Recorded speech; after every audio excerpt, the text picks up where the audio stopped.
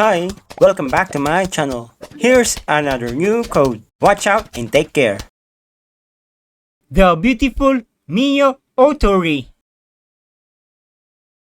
Code ADN787. Released on June 2, 2026. And it has 140 minutes watch time.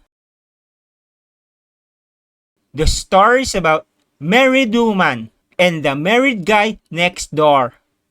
The girl was unhappy with her husband because her husband does not want to do playtime at night. So the next day, while they are at the elevator, the girl invited the guy at her apartment. So when they arrived at her apartment, they prepared their foods to eat.